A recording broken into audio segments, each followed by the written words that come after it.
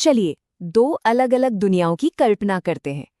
एक तरफ है डेनमार्क का कोपेनहेगन शहर, जहां हर 5 मिनट पर आपको एक साफ सुथरा पब्लिक टॉयलेट मिलेगा। सड़कें एकदम चिकनी, कोई गड्ढे नहीं, और लोग बड़े आराम से, शांति से अपनी लेन में गाड़ी चलाते हैं। और फिर दूसरी तरफ है हमारे भारतीय शहर, जहां कूड़े के पहाड़, टूटी फूटी सड़कें और कानों को फाड़ देने वाला हॉर्न का शोर एक आम बात है। तो सवाल यही उठता है कि आखिर ऐसा है क्यों? और ये जो फर्क दिख रहा है ना, ये सिर्फ ऊपर ऊपर का नहीं है, ये बहुत गहरा है। डेनमार्क में लोग एस्केलेटर पर भी एक तरफ खड़े होते हैं ताकि जिन्हें जल्दी है वो आगे जा सकें। पार्क इतने साफ होते हैं कि कूड़े का एक तिनका तक नजर नहीं आता। और वहीं भारत में, जैसा हम सब जानते हैं, हर गली हर नुक्कड़ पर कूड़ा मिल ही जाता है। पब्लिक टॉयलेट्स की हालत तो इतनी खराब है कि लोग बेचारे खुले में जाने को मजबूर हो जाते हैं। मतलब सच में ये दो बिल्कुल ही अलग दुनियाएं हैं। अब ये सब देखकर ना एक बहुत ही अजीब सा, एक असहज सा सवाल मन में आता है कि क्या डेनमार्क के लोग जन्म से ही ज्यादा सभ्य होते हैं? क्या हम भारतीयों में सिविक सेंस की कोई जेनेटिक कमी है? क्या ये सब कुछ बस हमारी ही गलती है? तो क्या इसका जवाब हाँ है? नहीं, बिल्कुल नहीं। असल में प्रॉब्लम किसी एक इंसान की नहीं है, ये कहीं ज्यादा गहरी और उलझी हुई है, जिसकी जड़ें हमारे समाज, हमारे सिस्टम और हमारी सोच में छिपी हुई हैं। तो चलिए इस मुद्दे की तह तक चलते हैं। तो चलिए इस पूरे मसले को समझने के लिए हम इन 5 पॉइंट्स को एक एक करके देखते हैं। पहले हम समझेंगे कि कैसे ये दो अलग अलग दुनियाएं एक ही सवाल खड़ा करती हैं। फिर जातिवाद और हमारी मानसिकता का इस पर क्या असर है वो जानेंगे। इसके बाद हमारे लाचार सरकारी सिस्टम की भूमिका और समाज में सहानुभूति की कमी पर बात करेंगे। और सबसे आखिर में, सबसे जरूरी, बदलाव का रास्ता क्या हो सकता है उसे तलाशेंगे। तो सबसे पहली और शायद सबसे बड़ी बाधा है हमारे समाज में सदियों से जमी हुई जातिवाद की सोच और उससे पैदा हुई मानसिकता। ये एक ऐसी सामाजिक दीवार है जो साफ सफाई को लेकर हमारे नजरिए को तय करती है। देखिए, इसके पीछे एक बहुत ही गहरा साइकोलॉजिकल कॉन्सेप्ट काम करता है, जिसे कहते हैं साइकोलॉजिकल डिसएसोसिएशन। इसका सीधा सा मतलब है कि लोग सफाई के काम से खुद को दिमागी तौर पर एकदम अलग कर लेते हैं। ये सोच हमारी रग रग में बस गई है कि सफाई करना ये तो किसी और का काम है, खासकर एक खास जाति का। इसे कभी एक सबकी जिम्मेदारी माना ही नहीं गया। और इस मानसिकता का सबसे बड़ा सबूत तो हमारी अपनी भाषा में ही मिल जाता है। जरा सोचिए, कूड़ा हम सब पैदा करते हैं, लेकिन जो उस कूड़े को उठाने आता है उसे हम कूड़े वाला कह देते हैं। ये कितनी बड़ी आयरनी है। ये साफ दिखाता है कि हम कैसे अपनी ही जिम्मेदारी से खुद को अलग कर लेते हैं। और ये सोच हमारे आसपास और भी पक्की होती जाती है। स्कूलों और घरों में ये नहीं सिखाया जाता कि अपनी गंदगी खुद साफ करना हमारी अपनी ड्यूटी है। भारत में सस्ता लेबर आसानी से मिल जाता है, इसलिए सफाई के लिए हमेशा कोई और मौजूद होता है। कई सोसाइटीज में तो काम करने वालों के लिए अलग लिफ्ट और अलग बर्तन तक रखे जाते हैं।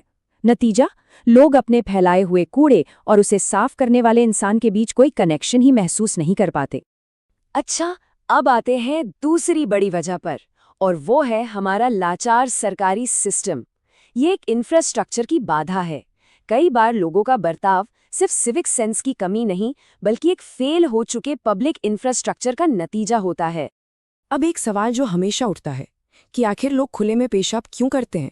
क्या ये सिर्फ बेशर्मी है, या सिविक सेंस की कमी, या फिर इसके पीछे कोई और वजह भी है?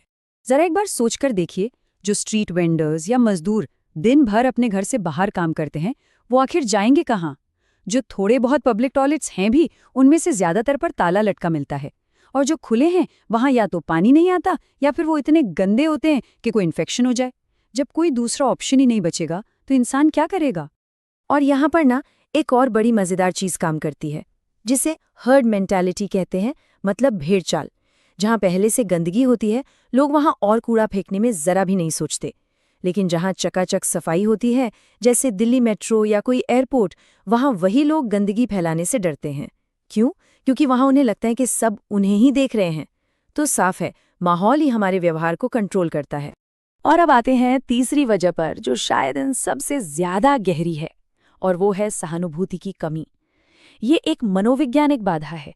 हमारे समाज में एक दूसरे के लिए जो एक सामूहिक भावना होती है, एक हम की भावना, और सार्वजनिक जगहों के लिए एक साझा जिम्मेदारी उसका जबरदस्त अकाल है। इसे एक तरह की फ्यूडल मानसिकता भी कह सकते हैं। लोग करोड़ों के आलीशान फ्लैट्स खरीद लेते हैं जिनके अंदर स्विमिंग पूल है, जिम है, सब कुछ है, लेकिन उस अपार्टमेंट की चारदीवारी के ठीक बाहर कूड़े के ढेर लगे होते हैं और उससे उन्हें कोई फर्क नहीं पड़ता। सपना एक सुंदर शहर का है ही नहीं, सपना बस एक सुंदर घर का है। और देखिए, सहानुभूति कोई रॉकेट साइंस नहीं है। ये बहुत छोटी छोटी चीज़ों से शुरू होती है, जैसे होटल से निकलते वक्त अपनी पानी की बोतल खुद डस्टबिन में डाल देना, रेस्टोरेंट में खाने के बाद प्लेटों को एक साथ रख देना ताकि वेटर को थोड़ी आसानी हो, अपने पीछे आ रहे इंसान के लिए दरवाज़ा पकड़कर रखना। जब ये छोटी छोटी आदतें हमारे व्यवहार का हिस्सा बन जाएंगी, तभी दूसरों के लिए एक सच्ची फिक्र पैदा होगी। और सच पूछिए तो यही तो सिविक सेंस है। तो चलिए, बहुत हुई समस्याओं की बात, अब जरा समाधान की तरफ बढ़ते हैं, क्योंकि सच तो ये है कि सिस्टम ही हमारे व्यवहार को बनाता और बिगाड़ता है। चलिए देखते हैं कि कैसे दूसरे देशों में एक अच्छे सिस्टम ने एक अच्छा सिविक सेंस पैदा किया है। जरा सोचिए, हम इंडिया में अभी तक गीले और सूखे कचरे को अलग करने के लिए ही जूझ रहे हैं, और दूसरी तरफ डेनमार्क में कचरे को 10 अलग अलग कैटेगरी में बांटा जाता है। ग्लास अलग, मेटल अलग, प्लास्टिक, पेपर, यहाँ तक कि कपड़ों और खतरनाक कचरे के लिए भी अलग डस्टबिन है। और ये काम सरकार नहीं करती, लोग खुद अपने घर पर ही करते हैं। और प्लास्टिक की बोतलों के लिए तो जर्मनी और डेनमार्क जैसे देशों में एक कमाल का सिस्टम है। जब कोई वहाँ प्लास्टिक की बोतल खरीदता है तो उसे कुछ एक्स्ट्रा पैसे डिपॉजिट के तौर पर देने पड़ते हैं। बाद में जब वो खाली बोतल को इस तरह की रिवर्स वेंडिंग मशीन में डालता है तो मशीन उसे स्कैन करके वो पैसे वापस कर देती है। ये सजा पर नहीं बल्कि इनाम पर आधारित सिस्टम है, जो रिसाइकलिंग को मजबूरी नहीं बल्कि एक फायदेमंद आदत बना देता है। और ऐसा नहीं है कि सिर्फ डेनमार्क ही ये कर रहा है, दुनिया के कई देश सिविक सेंस को बचपन से ही सिखाते हैं। जापान में ओसोजी नाम की एक परंपरा है जिसमें बच्चे हर रोज अपने स्कूल की सफाई खुद करते हैं। जर्मनी में रिसाइकलिंग स्कूल के सिलेबस का हिस्सा है, और सिंगापुर में तो पब्लिक टॉयलेट्स को उनकी सफाई के लिए स्टार रेटिंग दी जाती है ताकि एक स्टैंडर्ड बना रहे। तो रास्ता बिल्कुल साफ है, सरकार को 3 लेवल पर काम करना होगा। पहला, स्कूलों में सिविक सेंस और हर काम के लिए सम्मान की शिक्षा देना। दूसरा, साफ सुथरे टॉयलेट, हर जगह डस्टबिन और चलने लायक फुटपाथ जैसा जरूरी इंफ्रास्ट्रक्चर बनाना और उसे मेंटेन करना। और तीसरा, नियमों को सख्ती से लागू करना। जुर्माना भले ही कम हो, लेकिन पकड़े जाने का डर ज्यादा होना चाहिए। तो आखिर में सवाल वही है, भारत को सुंदर बनाने के लिए असल में चाहिए क्या? सिर्फ लोगों को दोष देते रहना काफी नहीं है। हमें एक ऐसे सिस्टम की जरूरत है जो अच्छे व्यवहार को बढ़ावा दे, और इसे लागू करने के लिए एक मजबूत राजनीतिक इच्छा शक्ति चाहिए। जब सिस्टम सही होगा तो लोगों का व्यवहार अपने आप बदल जाएगा।